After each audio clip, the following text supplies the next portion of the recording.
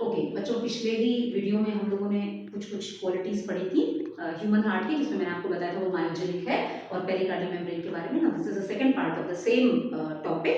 तो second video है, इसको भी साथ में आप देखते चलिए।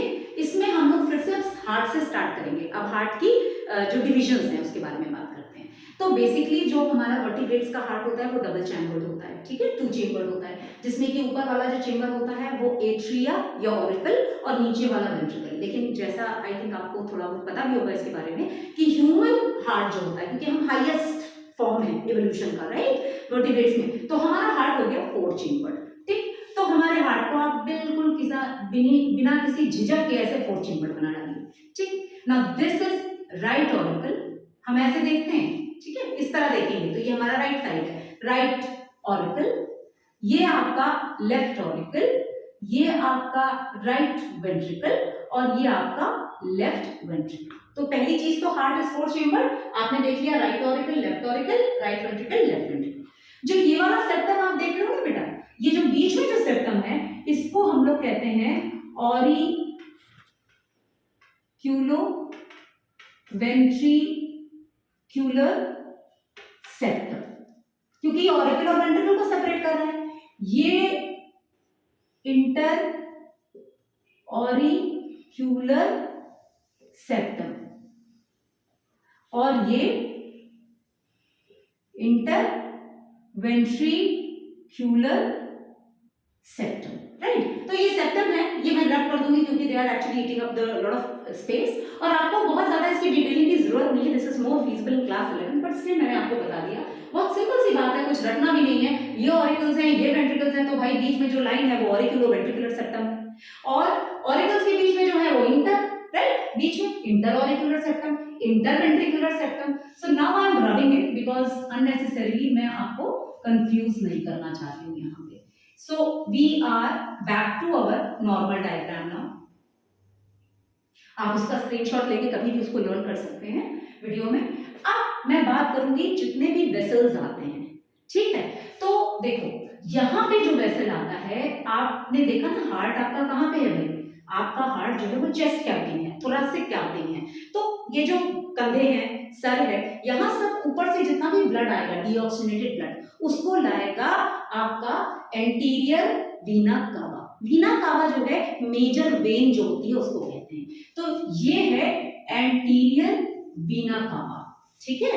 और ठीक इसी की तरह यहां से एक और मोटी सी वेन जो आपकी हार्ट के नीचे पूरी बॉडी है, तो वहां से अलग अलग वेन्स अपना जो इम्प्योर या डीऑक्सीडेंट ब्लड होता है ना, उसको इसमें ड्रेन ऑफ कर दी जाती है। और एक ये मेन सिस्टम होता है जो हार्ट के अंदर एंटर करता है। देखो तुम्हारी बॉडी में तुम्हें सिखाया गया भी है पुरानी क्लासेस में, छोटी क्लासेस में, कि भाई वेन होती है that brings the deoxygenated blood back to the heart. लेकिन सारी वेन्स थोड़ी ना घुस जाएंगी, क्योंकि इतनी सारी वेन्स हैं, तो क्या करना पड़ेगा हमको उसको एक कॉमन चैनल देना पड़ेगा। तो तुम्हारी बॉडी में पैर से लेकर ऊपर तक, हार्ट तक जितने भी अलग अलग वेन्स हैं, वो सब अपने आप को एम्प्टी करती इनटू दिस पोस्टीरियर वीना कावा। और ये पोस्टीरियर वीना कावा पहुंचा देती है सारे इम्प्योर ब्लड को, डीऑक्सीनेटेड ब्लड को यहाँ।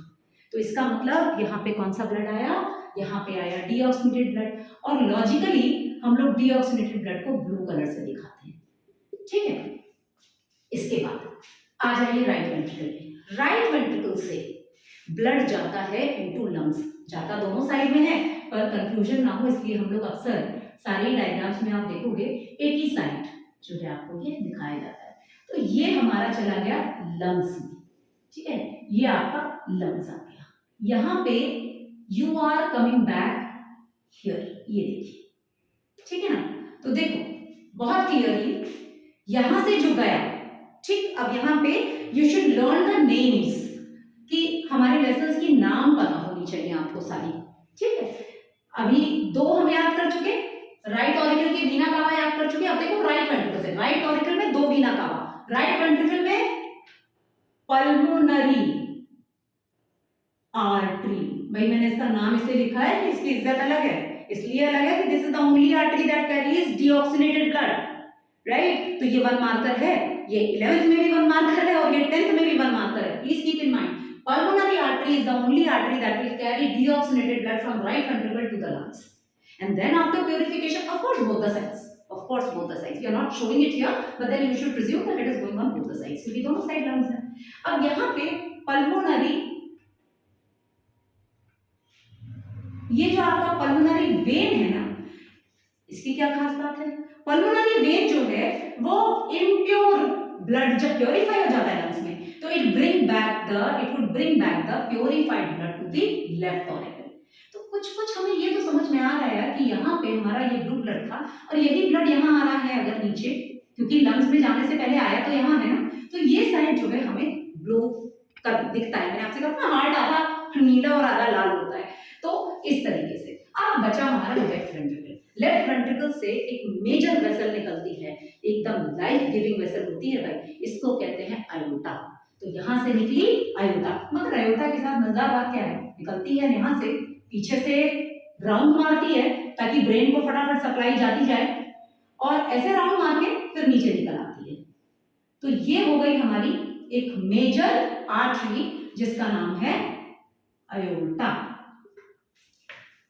तो आई थिंक हम लोगों ने इतना तो याद कर लिया कि हार्ट में 4 चेंबर्स होते हैं, और हार्ट में राइट ऑरिकल में एंटीरियर और पोस्टीरियर वीना कवा हो गया, राइट वेंट्रिकल से पल्मोनरी आर्टरीज निकली जो कि दोनों साइड लंग्स में जाती हैं, और उधर से पल्मोनरी वेन्स लंग्स से वापस आती हैं लेफ्ट ऑरिकल में, और लेफ्ट वेंट्रिकल से आयोटा निकलती है. तो 4 चेंबर्स और ये जितने भी वेसल्स हैं ये आपको यहाँ पे क्लियर हो गए.